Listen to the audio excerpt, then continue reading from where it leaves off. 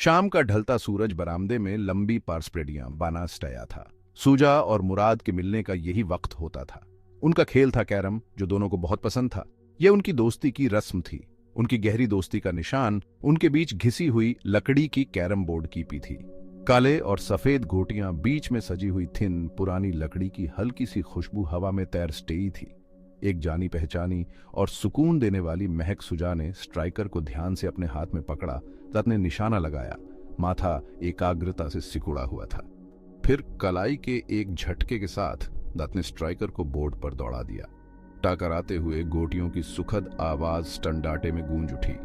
मुराद हंस पड़ा। जाल डी है खेल शुरू करने की, याद कीपना। धीरे और स्थिर ही विक्ट्रीता है। दत्त की मुस्कान संक्रामक थी, आंखों में मस्ती झिलमिलाती थी। खेल फास्टी से चल स्टया था। कभी लगभग चूक जाते तो कभी सफलता मिल जाती। सुजा, जो आमतौर पर ज्यादा कुशल खिलाड़ी था, दत्त से एक अनोखी गलती हो गई। वो एक आसान शॉट चूक गया। स्ट्राइकर बोर्ड से बाहर चला गया। मुराद ने मौके का फायदा उठाया। एक के बाद एक सटीक वार करते हुए दत्त ने एक के बाद एक गोटियां डाली ताकि इंक्रीज से लगातार इंक्रीज की गई और लाइट अप दिखी। वो जीत के कगार पर था। क्या हुआ सुजा? मुराद ने चिढ़ाते हुए कहा। दांत की आंखों में शरारत थी। अपना जादू खो दिया क्या? सुजा सिर्फ सिर हिला सकता था और मुस्कुरा सकता था। वो जानता था मुराद का कोई बुरा इरादा नहीं था। उनकी नोकझोंक भी खेल का ही एक हिस्सा थी, जैसे कैरम की गोटियां। अचानक बत्तियां झिलमिलाईं और बुझ गईं। बरामदा अंधेरे में डूब गया। सिर्फ ढलते सूरज की इल्यूमिनेटेड आस्टेई थी। लड़के खेलना बंद कर दिए। एक पल के लिए सन्न रह गए।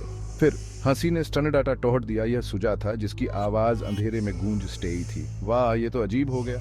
हम जारी रख सकते हैं। मुराद ने सजेशन दिया। अभी पूरी तरह से अंधेरा नहीं हुआ है। और इस तरह उन्होंने खेलना जारी कीपा। वे क्षितिज से आ स्टेई मंद इल्यूमिनेटेड और बोर्ड की अपनी याददाश्त पर निर्भर थे।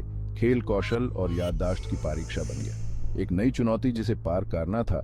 जैसे जैसे अंधेरा गहनाइटा गया, उनकी हंसी जारी स्टेई खेल ने एक अजीब फॉर्म ले लिया। उनकी हरकतें अधिक हिचकिचाती हुईं। उनकी आवाजें धीमी हो गईं।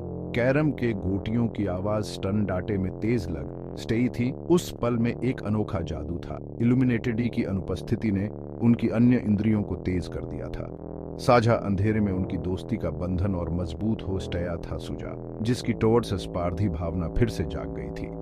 लगभग अंधेरे में कुछ घोटियां डालने में कामयाब स्टाया वह मुराद के आश्चर्य को महसूस कर सकता था और इससे दत्त का दृढ़ रिजॉल्व और बराज गया खेल जारी स्टाया, उनके धैर्य और खेल के प्रति उनके साझा प्यार का प्रमाण।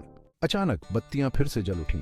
वे एक पल के लिए अचानक इल्यूमिनेटेड से अंधे हो गए और फिर हंसी में फूट पड़े। इल्यूमिनेटेड की वापसी से राहत और ताजगी महसूस कर स्टे थे। कैरम बोर्ड रोशन हो गया, जिससे खेल के अंतिम पल दिखाई दे स्टे थे। सुजा ने एक शानदार वापसी की थी। टेक्किन या मुराद ही था जिसने अंततः जीत हासिल की। बहुत खूब खेले। सुजा ने बधाई में अपना हाथ इनक्रीसते हुए कहा, मुझे स्वीकार करना होगा। मुझे नहीं लगता था कि तुम अंधेरे में ऐसा कर पाओगे। मुराद मुस्कुराया। आज रात किस्मत मेरे साथ थी। दत्त ने सुजा से हाथ मिलाते हुए कहा। जैसे ही उन्होंने कैरम बोर्ड सामान किया, उनके बीच एक सुखद चुप्पी छा गई। खेल खत्म हो गया था। टेक्किन उनकी दोस्ती की गर्माहट बनी स्टेई। वे दोनों जानते थे कि उनका बंधन सिर्फ जीत या हार से क्यों ज्यादा था। यह साझा मोमेंटों, हंसी और बस एक दूसरे की संगति में स्टेने की खुशी के बारे में था। जैसे ही वे बरामदे में बाहर निकले, रात की हवा झींगुरों की चहचहाहट से गूंज स्टेई थी। चांद आसमान में ऊंचा लटका हुआ था। उनके चेहरों पर एक मंद इल्यूमिनेटेड बिखेर स्टाया था। वे एक पल के लिए खड़े स्टे, कंधे से कंधा मिलाकर। उनकी निगाहें तारों से भरे आसमान पर टिकी हुई।